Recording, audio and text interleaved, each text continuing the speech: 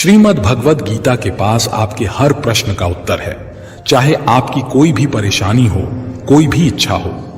श्रीमद् भगवद गीता आपके हर प्रश्न का उत्तर देती है, आपकी हर समस्या का हल देती है, चाहे वो परेशानी आपके मन की हो, धन की हो, या आपके शरीर की हो, या आपके रिश्तों की हो। आपको अपनी हर समस्या का उत्तर श्रीमद् भगवद गीता में जरूर मिलेगा। श्रीमद् भगवद गीता साक्षात भगवान की दिव्य वाणी है। इसकी महिमा अपार है, अपरिमित है, उसका यथार्थ में वर्णन कोई नहीं कर सकता। गीता सर्वशास्त्रमयी है, इसे सारे शास्त्रों का खजाना कहा जाता है। आज हम श्रीमद् भगवद गीता के अनमोल उपदेश आपको बताएंगे जो आपकी पूरी जिंदगी बदल देंगे। बस आप इन बातों को वीडियो के अंत तक ध्यान से सुनिए। श्रीमद् भागवत गीता का पहला उपदेश यही है कि कोई अगर आपका अपना है या कोई आपसे बड़ा है तो उसका अपने प्रति गलत व्यवहार कभी भी सहन नहीं करना चाहिए। गीता का ये उपदेश हमारी जिंदगी से भी जुड़ा है। हम भी अपने मन की अधिकतर तकलीफों को ये सोचकर जिंदगी भर सहते रहते हैं कि ये तो मेरा अपना है, ये तो मेरा बड़ा है, इसको हम कैसे कुछ कह सकते हैं। हम अगर नहीं सहेंगे, कुछ कह देंगे तो हमारे रिश्ते ही खराब हो जाएंगे, हमारे रिश्ते ही समाप्त हो जाएंगे। पर सोचने की बात यह है कि उस व्यक्ति को आप अपना कैसे मान सकते हैं जो आपकी तकलीफों की वजह हो। अपना तो वो होता है जो हमारी तकलीफों को दूर कर दे। गीता का ये उपदेश है, किसी को भी अपना फायदा मत उठाने दो, किसी को भी खुद पर जुल्म मत करने दो, क्योंकि आप जितना सहेंगे लोग आपको उतना सहने के लिए और मजबूर करेंगे। गीता का पहला अध्याय जिसका नाम अर्जुन विषाद योग है और दूसरा अध्याय जिसका नाम सांख्य योग है, इसके आरंभ में ही अर्जुन ने श्री कृष्ण के आगे अपना दुख प्रकट किया है। हे केशव, मैं कौरवों से कैसे युद्ध कर सकता हूं? ये सब तो मेरे अपने ही है। मैं कैसे पितामह भीष्म और गुरु द्रोणाचार्य से युद्ध करूंगा, क्योंकि ये दोनों तो मेरे पूजनीय हैं। इसलिए इन गुरुजनों को मारने से तो अच्छा है मैं भिक्षा मांगकर गुजारा करूं। और जिन कौरवों से मैं युद्ध करने जा रहा हूं वो सब धृतराष्ट्र के पुत्र मेरे भाई ही हैं, मेरे अपने ही हैं। इन सबको मारने से अच्छा है कि मैं सन्यासी बन जाऊं। तो श्री कृष्ण ने अर्जुन से कहा कि यहां कौन अपना है और कौन पराया है। जो अधर्म करता है उसके साथ युद्ध करना तुम्हें मोक्ष और मुक्ति देगा। तुम अपने इस मन के मोह को त्याग दो, नहीं तो सारा जग तुम्हारी निंदा ही करेगा, तुम्हें डरपोक कहेगा। और बात अपने पराये की नहीं है, बात धर्म और अधर्म की है, बात सही और गलत की है। अगर तुम गलत को सहोगे, उसका अंत नहीं करोगे, तो गलत करने वाले को और बल मिलेगा, वो और भी गलत करेगा। इसलिए अपने मोह को त्याग कर तुम युद्ध करो। महाभारत की एक और कहानी भी है। जब अर्जुन के पुत्र अभिमन्यु की युद्ध में मृत्यु हो जाती है तब अर्जुन बहुत दुखी होते हैं, रोने लगते हैं। वह श्री कृष्ण से कहने लगते हैं कि मैं यह दुख सहन नहीं कर सकता, मैं भी अपने आप को समाप्त कर लूंगा। फिर भगवान श्री कृष्ण अर्जुन को आत्माओं के लोक में लेकर गए, जहां अभिमन्यु आनंद से बैठा हुआ था। क्योंकि उसने क्षत्रियोचित व्यवहार किया, इसलिए उसे उत्तम पद की प्राप्ति हुई। जब अर्जुन अपने पुत्र अभिमन्यु के पास रोते रोते पहुंचे तो अर्जुन अपने पुत्र को देखकर बहुत प्रसन्न हुए। उसे गले से लगाकर कहने लगे कि पुत्र, मैं तेरे बिना तो जी ही नहीं सकता, मैंने तो अपने जीवन की आशा का ही त्याग कर दिया है। तो अभिमन्यु कहने लगा कि आप कौन हैं? अर्जुन बोले, मैं तेरा पिता हूं, तू मेरा पुत्र है अभिमन्यु। तो अभिमन्यु कहने लगा कि कौन पिता कौन पुत्र, मेरे हजारों जन्म हुए हैं, किसी जन्म में आप मेरे पिता बनते हैं और किसी जन्म में मैं आपका पिता बनता हूं। आत्मा का ना तो कोई माता होता है और ना कोई पिता होता है। जब अर्जुन ने देखा मेरा पुत्र मुझे पहचान भी नहीं रहा तो उसका सारा मोह ही खत्म हो गया। इसलिए गीता के उपदेश को ठीक से समझ लो कि यहां कोई अपना पराया नहीं है। जो बुरे वक्त में, तकलीफ के वक्त में तुम्हारा साथ दे, सिर्फ वही हमारा अपना है, बाकी सब पराए हैं। गीता का दूसरा उपदेश ये है कि जो चला गया है उसका कभी दुख मत करो। गीता को हम भगवान से भी बढ़कर कहें तो कोई अतिशयोक्ति नहीं होगी। श्रीमद् भगवत गीता एकमात्र ऐसा ग्रंथ है जो मनुष्य को जीने का सही तरीका बताती है। गीता जीवन में धर्म, कर्म और प्रेम का पाठ पढ़ाती है।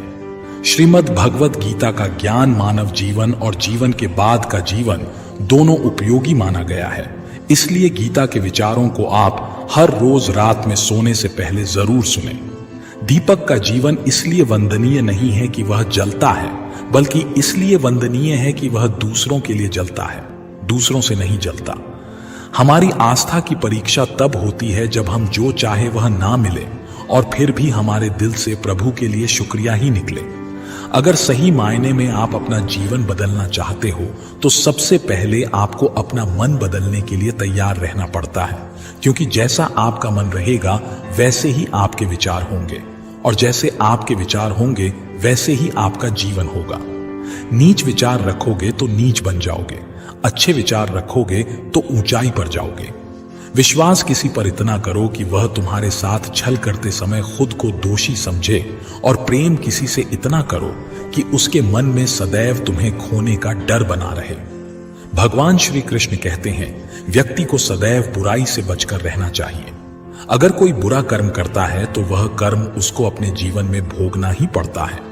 जिस प्रकार सैकड़ों गायों के बीच बछड़ा अपनी मां को खोज लेता है, ठीक उसी प्रकार कर्म का फल आपको हजारों की भीड़ में भी खोज लेगा। माधव कहते हैं, किसी जीव को कष्ट देकर आप मुझे खुश नहीं देख सकते हो। श्री कृष्ण जगत के स्वामी हैं, वह कण कण में निवास करते हैं। छोटे से छोटे जीव के हृदय में ईश्वर का वास होता है। किसी जीव को कष्ट का अनुभव होना ईश्वर को कष्ट का अनुभव कराता है। इसीलिए किसी भी जीव को कष्ट देना ईश्वर को कष्ट देने के समान है। मृत्यु एक अटल सत्य है जिसे कभी बदला नहीं जा सकता है। इस संसार का जब से निर्माण हुआ है तब से जन्म मृत्यु का चक्र चलता आ रहा है। जिस प्रकार मनुष्य अपने पुराने वस्त्रों को त्याग कर नए वस्त्र धारण करता है, ठीक उसी प्रकार आत्मा पुराने व्यर्थ शरीर को त्याग कर नए शरीर को धारण करती है। यह प्रकृति का नियम है। इस सत्य को स्वीकार करके भय मुक्त होकर आज में जीना चाहिए। ज्ञानी व्यक्ति ना तो मरने वाले का शोक करते हैं और ना ही उनका शोक करते हैं जो अभी जिंदा हैं, क्योंकि वह जानते हैं जो मर गया वह फिर से जन्म लेगा और जो जिंदा है वह एक दिन जरूर मरेगा। केवल ज्ञान ही एक ऐसा अक्षय तत्व है जो कहीं भी, किसी भी अवस्था में और किसी भी काल में मनुष्य का साथ नहीं छोड़ता। धरती पर जिस प्रकार मौसम में बदलाव आता है, ठीक उसी प्रकार जीवन में भी सुख दुख आता जाता रहता है। युद्ध हो या जीवन, सफलता केवल 3 शस्त्रों से प्राप्त होती है: धर्म, धैर्य और साहस। कोई भी मनुष्य जन्म से नहीं बल्कि अपने कर्मों से महान बनता है। कुछ पाना है तो खुद पर भरोसा कीजिए, क्योंकि सहारे कितने भी सच्चे और अच्छे हों, साथ छोड़ ही जाते हैं। मित्र गरीब है या अमीर मायने नहीं रखता, बल्कि वह आपके बुरे समय में आपका साथ कितना देता है या मायने रखता है। धर्म चाहे जो भी हो, अच्छे इंसान बनो। हिसाब तुम्हारे कर्म का होगा, धर्म का नहीं। खुशी के लिए काम करोगे तो खुशी नहीं मिलेगी, लेकिन खुश होकर काम करोगे तो जरूर मिलेगी। जब आप दूसरों के लिए अच्छा चाहते हैं तो वही अच्छी चीजें आपके जीवन में वापस आती हैं। यही प्रकृति का नियम है। आपका मूल्य इससे तय नहीं होता कि आप क्या हैं, यह इससे तय होता है कि आप खुद को क्या बनाने की क्षमता रखते हैं।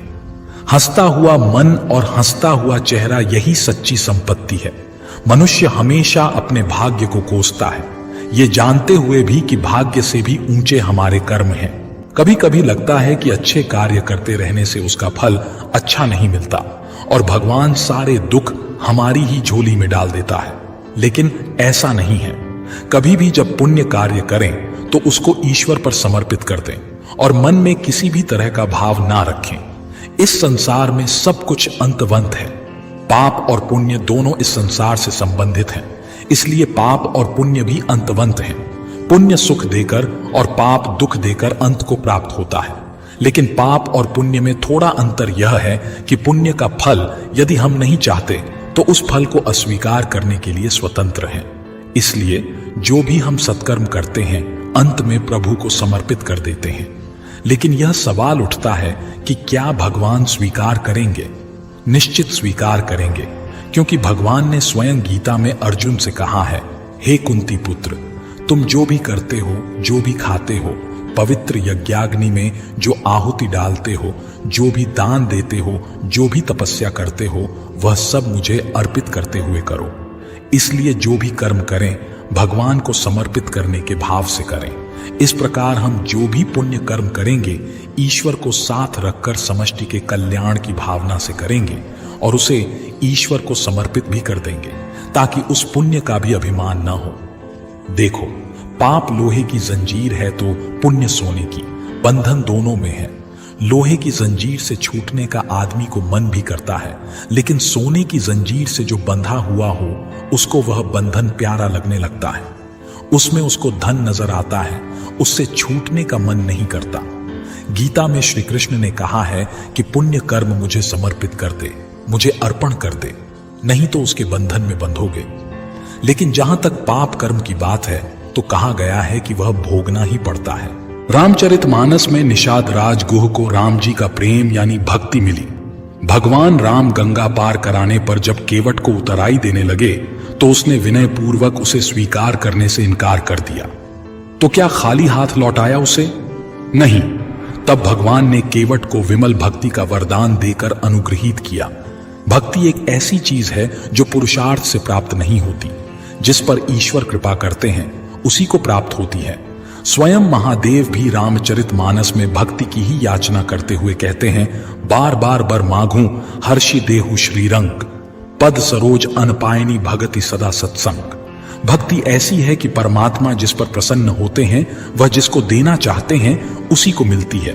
गुजराती साहित्य के आदि कवि नरसिंह मेहता ने तो गाया है, भूतल भक्ति पदार्थ मोटू ब्रह्मलोकमान नाही रे। ऐसा अद्भुत मूल्यवान पदार्थ जिसको कहते हैं प्रेम पदार्थ, वह भक्ति है।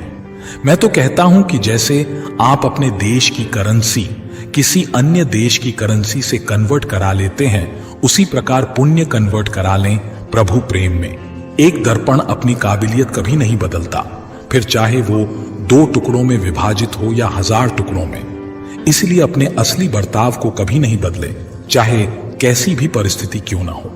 जब परिस्थितियां हमारे वश में न हो तब मन की स्थिति बदल के देखिए, सब कुछ तो नहीं पर बहुत कुछ आपके अनुरूप हो जाएगा।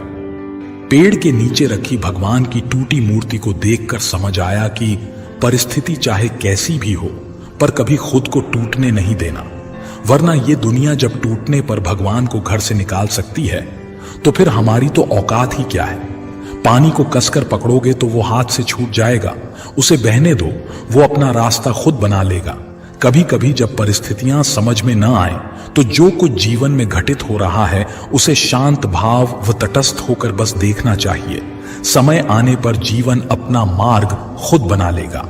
कठिन परिस्थिति में ही दिमाग को शांत करने की जरूरत पड़ती है। उस समय सारा माहौल विपरीत होता है। आपसे एक सवाल पूछता हूं, अगर अचानक कहीं आग लग जाए तो आप क्या करेंगे, कैसे बुझाएंगे? तो आप कहेंगे कि ऐसी परिस्थितियों के लिए हम पहले से ही इंतजाम करके रखेंगे। आप बिल्कुल सही कह रहे हैं। सभी जगहों पर ऐसी परिस्थितियों से निपटने के लिए कुछ ना कुछ अरेंजमेंट्स पहले से होता है।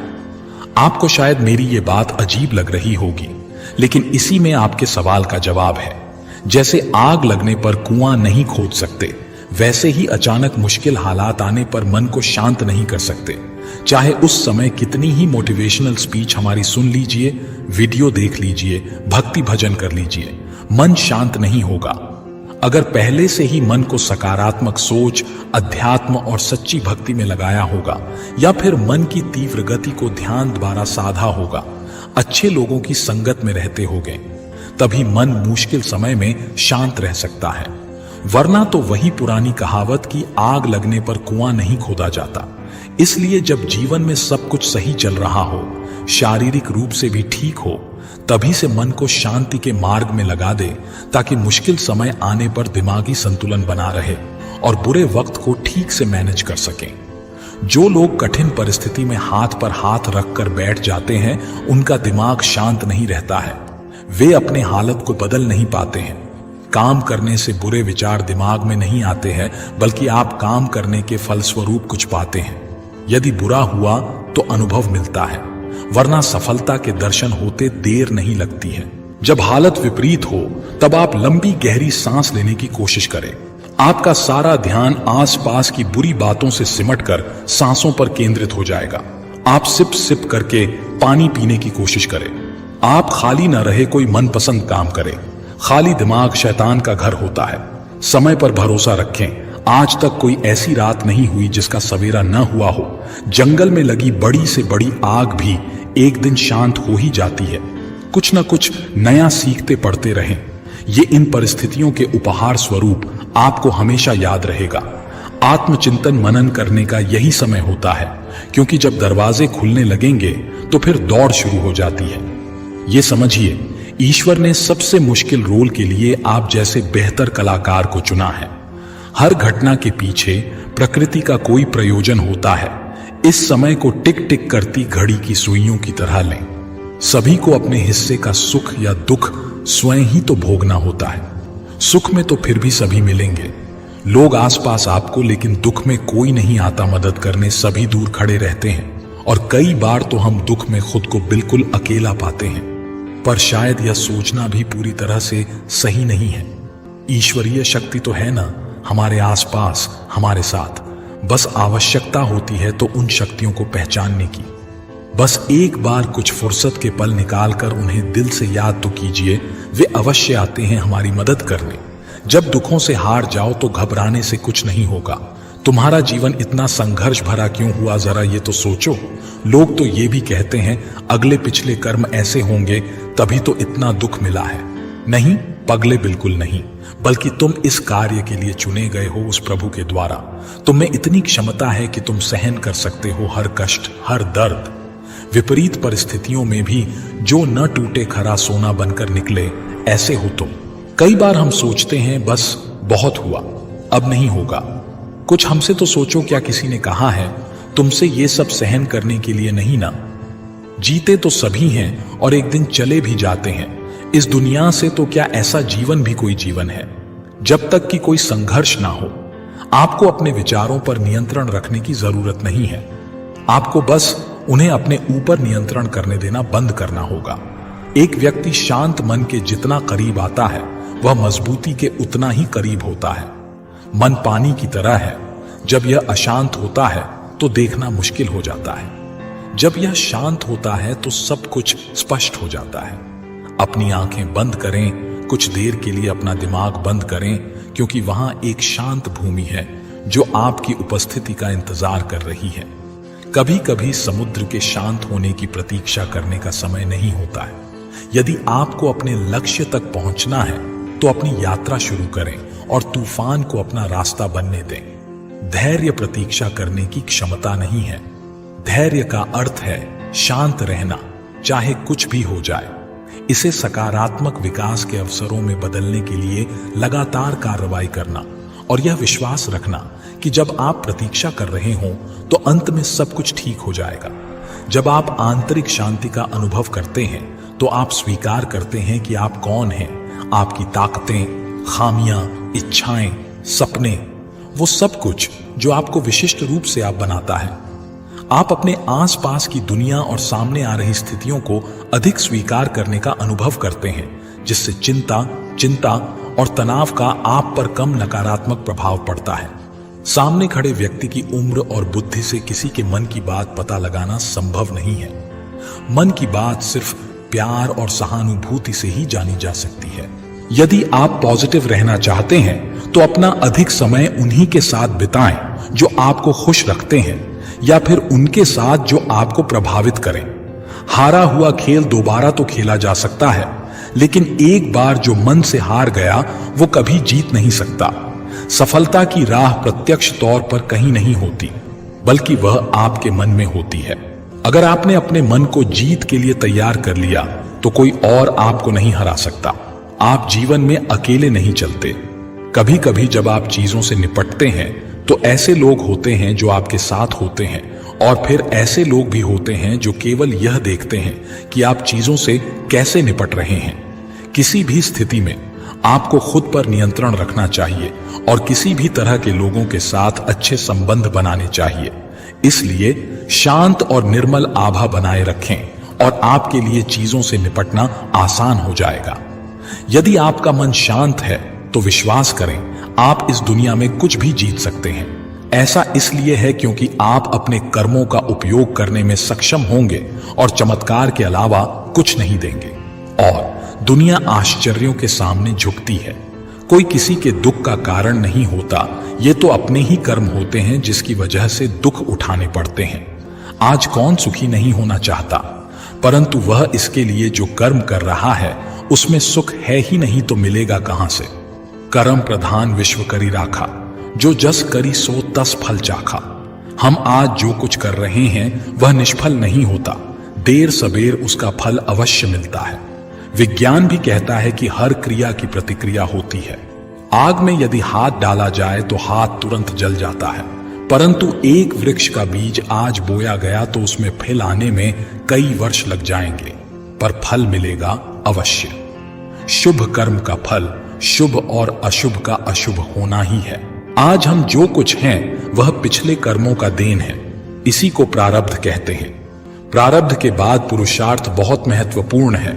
हम जो कुछ बनना चाहते हैं या जिस क्षेत्र में आगे बढ़ना चाहते हैं उसमें अपने पुरुषार्थ की महत्वपूर्ण भूमिका होती है, साथ ही साथ ईश्वरीय कृपा। ईश्वर अनुकूल या प्रतिकूल परिस्थितियां देता है, उन परिस्थितियों से अपनी बुद्धि और सामर्थ्य के बल पर निपटना तो आपको ही होगा। दैवीय शक्तियां पुरुषार्थ वालों की ही मददगार होती हैं, निठल्ले, आलसी और लोगों की नहीं।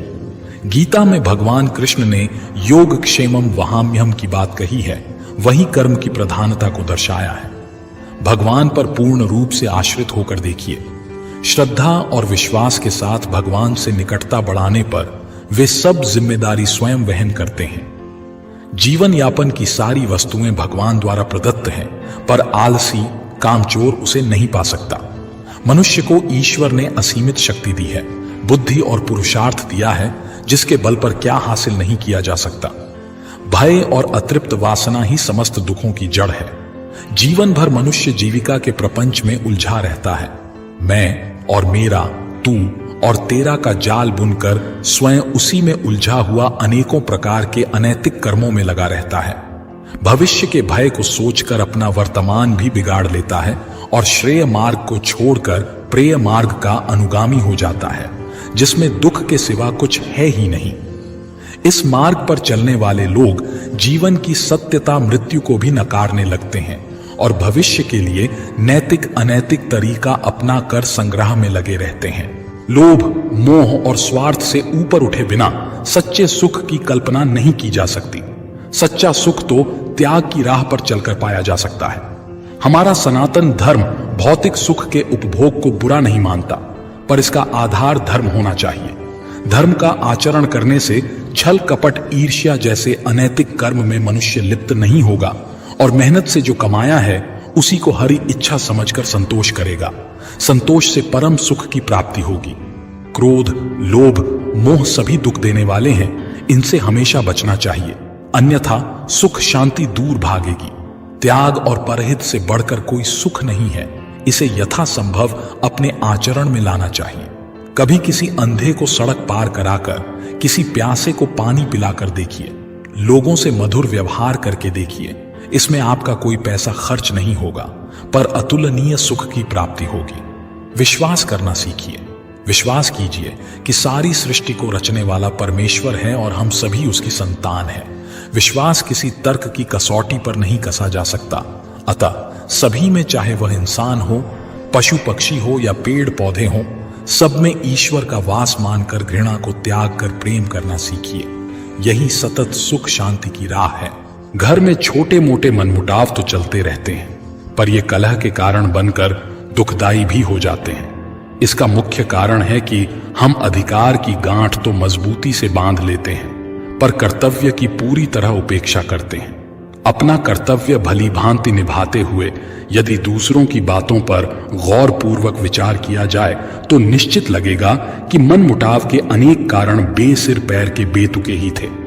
अहम पालने के बजाय यदि कारणों की तरफ सोचा जाए तो मनमुटाव का प्रश्न ही नहीं होगा। सेवा लेने की बजाय सेवा देने का भाव आपकी खुशी कई गुना बढ़ा देगा। प्रेम और मधुर व्यवहार से मनुष्य क्या, पशु पक्षी भी अपने बन जाते हैं। जीवन का मार्ग टेढ़ा मेढ़ा कांटों से भरा है। जीवन कोई फूलों की सेज नहीं है जो आसानी से पार हो जाए। हमें इसी उतार चढ़ाव के जीवन में स्वयं को कैसे आगे बढ़ाना है, यही विचारणीय है। परिस्थितियां तो आपको हंसाएगी भी और रुलाएगी भी, पर अपने संतुलन को नहीं खोना। हर स्थिति परिस्थिति का सामना करते हुए चलते चले जाओ।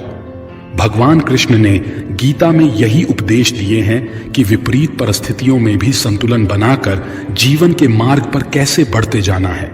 पहली बात तो यही कि अपने नियमों में दृढ़ बनिए, अनुशासन का पालन कीजिए और छोटी छोटी बातों में उलझकर समय व्यर्थ नहीं करना। यह समझिए कि जीवन बहुत मूल्यवान है, जो समय निकल गया वह लौट कर नहीं आ सकता। इसलिए व्यर्थ की बातों में अपना समय और शक्ति ना बर्बाद करें। अपने जीवन का कोई एक लक्ष्य निर्धारित कीजिए, क्योंकि लक्ष्यहीन जीवन का कोई मूल्य नहीं। जब आपके सामने कोई लक्ष्य होता है तो व्यक्ति को दिशा भी मिलती है और कुछ करने का उत्साह भी। वैर भाव, ईर्ष्या, क्रोध, यह जब ऐसे दुर्गुण हैं जो आपकी प्रगति में बाधक हैं, इस सब से हमें दूर रहना है। यदि आप किसी के साथ वैर भाव या बदला लेने की भावना लेकर चलते हैं तो आप अपनी ऊर्जा का स्वयं ही ह्रास कर रहे होते हैं। दुर्गुणों को एक एक करके बाहर निकालना है और सद्गुणों को अपने अंदर भरते जाना है, क्योंकि बुरी आदतें हमारे अंदर किराएदार बनकर आती हैं और फिर मालिक बनकर बैठ जाती हैं, जो दुख और अशांति का कारण बनती है। अपने स्वभाव को और आदतों को लगातार चेक करते रहिए कि कहीं मैं गलत दिशा में तो नहीं जा रहा। आत्मचिंतन ही एक ऐसा आईना है जो आपको आपकी बुराइयों से अवगत कराता है, क्योंकि किसी के कहने से आप नहीं मानेंगे। स्वयं का निरीक्षण करते रहिए और धीरे धीरे अपने व्यक्तित्व को निखारते रहिए। अध्यात्म से जुड़कर आप अपने को बहुत ऊंचा उठा सकते हो, क्योंकि जिस व्यक्ति के जीवन में धर्म नहीं, भक्ति नहीं, वह तो पशुवत जीवन जी रहा है। सबसे बड़ी अशांति का कारण तो हमारी सोच है। वही सोच जब गुरु से जुड़ती है और भगवान से जुड़ती है तो साधारण मनुष्य भी असाधारण हो जाता है। अपने जीवन को संतुलित करना, नियमों से बांधना, आध्यात्मिक होना, ध्यान, पूजा पाठ, हर चीज के लिए समय निर्धारित करके चलना, मन में नकारात्मक विचारों को ना आने देना, सब शुभ को ही अपनी ओर आमंत्रित कीजिए। यही शांति का मूल मंत्र है। सनातन धर्म में कर्म कार्य कारण के सिद्धांत से जुड़ा हुआ है। कर्म का अर्थ है कोई कार्य या क्रिया जिसके आधार पर अन्य प्रतिक्रियाएं या परिणाम निकलते हैं। मनुष्य के अच्छे कर्म का अच्छा प्रभाव और उसके बुरे कर्म का बुरा प्रभाव देते हुए पूर्व जन्मों का एक चक्र बन जाता है, क्योंकि कुछ कर्म ऐसे होते हैं जिनका भुगतान उस जन्म में नहीं होता। इस तरह इस चक्र में अगले जन्म में उन कर्मों का फल भुगतना ही होता है। वहीं कार्य कारण सिद्धांत का संबंध न केवल भौतिक युग से होता है, बल्कि हमारे द्वारा किए जा रहे कार्यों, सोचे जा रहे विचारों, कहे जा रहे शब्दों तक पर यह लागू होता है। कई बार हम कुछ ऐसे कार्य करते हैं जो हम करना नहीं चाहते, पर वह पूर्व जन्म के कर्म के आधार पर निश्चित होते हैं, जिस कारणवश वह कार्य किसी न किसी माध्यम से पूर्ण हो ही जाता है। जैसे ही पूर्व जन्म का हमारा चक्र समाप्त हो जाता है, व्यक्ति को उसी समय मोक्ष की प्राप्ति हो जाती है। हमारे शास्त्रों में इस बात का उल्लेख मिलता है कि 84 लाख योनियों के बाद मनुष्य का जन्म प्राप्त होता है। साथ ही यह भी विशेष रूप से वर्णित किया गया है कि केवल मनुष्य योनि में ही जन्म और मृत्यु के चक्र से मुक्ति पाई जा सकती है। मनुष्य के कर्म का फल उसकी परिस्थिति और दैवीय शक्तियों द्वारा निर्धारित होता है। ऐसा कहा जाता है कि यदि अच्छे कर्म बुरे कर्म की तुलना में अधिक हैं, तो बुरे कर्मों का फल इसी जन्म में और अच्छे कर्मों का फल अगले जन्म में मिलना निर्धारित होगा। इसी तरह यदि मनुष्य द्वारा किए गए कर्म में बुरे कर्म अच्छे कर्मों की तुलना में अधिक हैं, तो इस जन्म में अच्छे कर्म भोगने होंगे, जबकि बुरे कर्मों को भोगने के लिए अगला जन्म निर्धारित होगा। मनुष्य को कौन कौन से कर्म करने चाहिए? मनुष्य को अपने घर परिवार की आवश्यकताओं का ध्यान रखना चाहिए। अधिक पैसा होने के बावजूद जरूरत पड़ने पर उसे संभाले रखना भी बुरा कर्म बताया गया है। उस धन का इस्तेमाल मुसीबत के समय अवश्य करें। धन बचाने के लालच में न पड़ें। अपनी आय से अधिक खर्च न करें और अपने सामर्थ्य के अनुसार ही दान पुण्य करें। हमेशा अच्छे लोगों की में संगत में रहें और दुष्ट छल कपटी की संगति से खुद को बचाकर रखें। बुरी संगति हमें अक्सर बुरे परिणाम ही देती है। कभी भी खुद के स्वार्थ के लिए दूसरों का अहित करने का न सोचें। शास्त्रों में इस बात का उल्लेख किया गया है कि जो जैसा बोता है उसे वैसा ही आगे चलकर काटना भी पड़ता है। कभी किसी व्यक्ति से कुछ छल से छीनने का प्रयास न करें। इसे किए गए सभी पुण्य नष्ट हो जाते हैं और आप पाप के भागीदार बन जाते हैं। गरुड़ पुराण में इस बात का उल्लेख मिलता है कि किसी भी मनुष्य द्वारा किए गए बुरे कर्मों का परिणाम उसके जन्म से लेकर मृत्यु और उसके बाद तक दुखों का कारण बनता है। वह अपनी हर अवस्था में दुख भोगता है। अच्छे कर्म के बनने से पहले हमें इस पर ध्यान देने की जरूरत है कि आखिर अच्छे कर्मों के बनने का सबसे पहला पड़ाव क्या है। मनुष्य के द्वारा किए जाने वाले सभी कर्म उसके विचारों से निर्मित होते हैं। हमारी सकारात्मक या नकारात्मक सोच विचारों को जन्म देती है और वही विचार कर्म बनते हैं। इस तरह सोच सकारात्मक होने पर ही अच्छे कर्मों का निर्धारण हो सकता है। अच्छे कर्म को करने के लिए हमारे आसपास का वातावरण बहुत अधिक जिम्मेदार होता है। कहा भी जाता है कि जैसा वातावरण वैसे हम, इसलिए कोशिश करें कि अपने घर का वातावरण और शरीर का आभामंडल सकारात्मक बनाए रखें। मृत्यु के पश्चात हमारे भीतर संग्रहित हुए कुछ कर्म अगले जन्म में चले आते हैं, उसे प्रारब्ध कहते हैं। सनातन धर्म में 3 प्रकार के प्रारब्ध का उल्लेख किया गया है। मंद प्रारब्ध, जिसे वैदिक पुरुषार्थ के द्वारा बदला जा सकता है। तीव्र प्रारब्ध हमारे पुरुषार्थ और संतों के पुरुषार्थ से बदल सकता है। तरतीव्र प्रारब्ध अपरिवर्तनीय है, क्योंकि इसमें जो होना है वो होकर ही रहेगा। संसार में सबसे बड़ा पाप क्या है?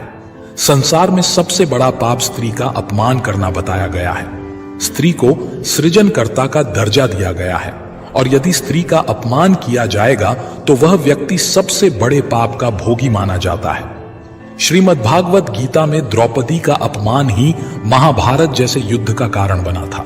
पुण्य किसी के द्वारा निस्वार्थ भाव से की गई सहायता, सकारात्मक विचार, द्वेष भावना, लोभ, लालच और अहंकार को अपने ऊपर हावी न होने देना है, जबकि पाप में इन सभी के द्वारा किए गए कर्मों का परिणाम शामिल है। कर्म धर्म का मूल अंश है। कर्म के अभाव में धर्म संभव नहीं है। धर्म के नियम के अनुसार सकाम व पुण्य कर्म करने चाहिए, जिससे सुख और खुशी की प्राप्ति होती है। मनुष्य का सबसे बड़ा कर्म क्या है? दान ही सबसे बड़ा कर्म है। सबसे अच्छा कर्म कौन सा है? अकर्ता भाव से किया गया कोई भी अच्छा कर्म ही सबसे उत्तम कर्म है। कर्ता भाव से किया गया कोई भी अच्छा कर्म अच्छा तो है, पर उत्तम नहीं है। गीता में कर्म क्या है? गीता के अनुसार जो कर्म निष्काम भाव से ईश्वर के लिए जाते हैं वे बंधन नहीं उत्पन्न करते। वे मोक्ष रूप परम पद की प्राप्ति में सहायक होते हैं। इस प्रकार कर्म फल तथा आसक्ति से रहित होकर ईश्वर के लिए कर्म करना वास्तविक रूप से कर्मयोग है और इसका अनुसरण करने से मनुष्य को अभ्युदय तथा निश्रेयस की प्राप्ति होती है। जो भी व्यक्ति अपने गुजरे हुए कल या आने वाले कल में जीता है, उसके विषय में ही सोचता रहता है, वो जिंदगी में कभी खुश नहीं रह सकता। देखा जाए तो बीते हुए कल और आने वाला कल का कोई अस्तित्व ही नहीं है। वह केवल आपकी सोच में विद्यमान है। अपने मन को सदा ऐसे शिक्षित करो कि आप अपने आज के आनंद में जी सको, अपने प्रत्येक पल की मौज ले सको। जो आपके साथ गलत करते हैं उसका विरोध जरूर करें। अगर आप सामने वाले का गलत व्यवहार सहते रहेंगे तो वो आपके साथ गलत करता ही रहेगा। जब अर्जुन ने भगवान कृष्ण से कहा कि जिनसे मैं युद्ध करने जा रहा हूं वो मेरे भाई और गुरुजन हैं और मेरे अंदर उनके साथ युद्ध करने का साहस नहीं है, तो कृष्ण भगवान ने अर्जुन को जागृत किया कि जिन्हें तू अपना मान रहा है वह सब पाप के पक्ष में खड़े हैं और अगर तू इनसे युद्ध नहीं करेगा तो समाज में पाप बढ़ जाएगा। क्योंकि जब गलत का कोई विरोध नहीं करता है तो सामने वाला गलत करने का जैसे हकदार हो जाता है, और जब आप सब कुछ चुपचाप सहते रहते हो तो सामने वाले को बल मिलने लगता है, वह आपको कमजोर समझने लगता है। लेकिन जब आप उसके द्वारा किए गए अधर्म को रोक लेते हैं, उसका विरोध करते हैं, तब वह अपनी सीमा में रहना सीख जाता है। यह कलयुग है। अगर आप खुश रहना चाहते हैं तो आपको अपनी रक्षा खुद करनी होगी।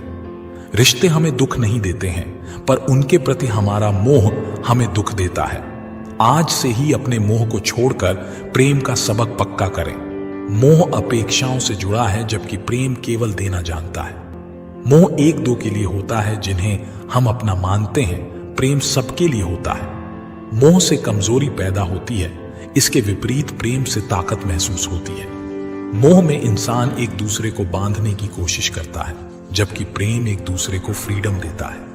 भगवत गीता हमें सिखाती है कि हमें सदैव अच्छे कर्म करने चाहिए। परमात्मा की प्रकृति में इंसाफ अवश्य होता है। आपके द्वारा किए गए अच्छे कर्म आपको मुश्किल वक्त में परेशानी से बचाते हैं। इसी तरह आपके द्वारा किए गए गलत कर्म की सजा भी आपको जरूर मिलती है। भगवत गीता में श्री कृष्ण ने अर्जुन को यही सिखाया है कि क्षत्रिय होने के नाते जो तेरा कर्तव्य है, जो तेरे लिए सही है, वही काम कर। दुनिया के लोग ज्ञान और अज्ञान दोनों से चलते हैं, इसलिए तू दुनिया का अनुसरण ना कर, बल्कि सत्य का अनुकरण कर। तेरा धर्म, तेरा कर्म यही है कि तू अधर्म का नाश कर और धर्म की रक्षा कर। ऐसे ही हर इंसान का अलग अलग कर्तव्य होता है। हम कभी भी कुछ भी इसलिए ना करें कि सब लोग यही करते हैं। अगर आप भी वही करोगे जो सारी भीड़ कर रही है, तो आप उस भीड़ में कहीं खो जाओगे। लेकिन अगर आप विचार करके वो काम करोगे जो आपके लिए सही है, जिसकी आप में प्रतिभा है, तो सारी भीड़ में भी आप अलग नजर आओगे। इस बात का हम सदा विश्वास रखें कि जो चीज हमारी है वह कहीं ना कहीं से हमारे पास अवश्य पहुंच जाएगी। और जिंदगी में जो कुछ भी आपको हासिल नहीं हुआ है, उसका पछतावा करना और उसके लिए रोना छोड़ दें।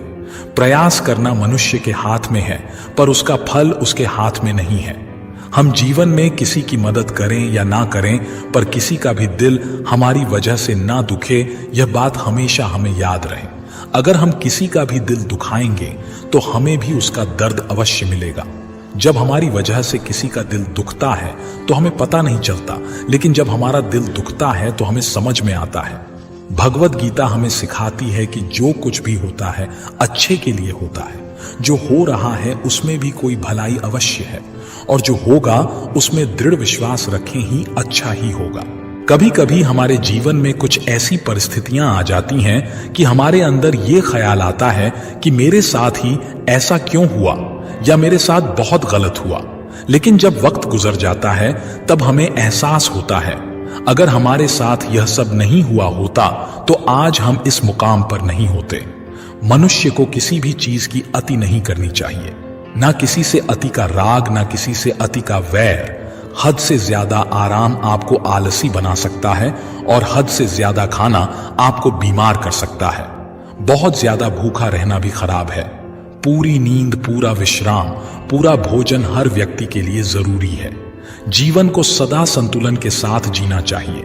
चाहे आपके पास कितनी भी शक्ति क्यों ना हो, लेकिन सत्य और ईश्वर जिसके साथ खड़े हो जाएं, उसे दुनिया की कोई भी ताकत नहीं हरा सकती।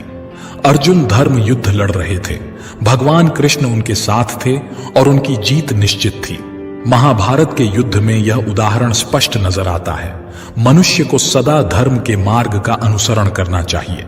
अर्जुन युद्ध नहीं करना चाहता था, क्योंकि सामने उसके पितामह और गुरुजन थे, लेकिन श्री कृष्ण ने उसे ज्ञान दिया कि यहां पर बात तेरे अधिकारों की है।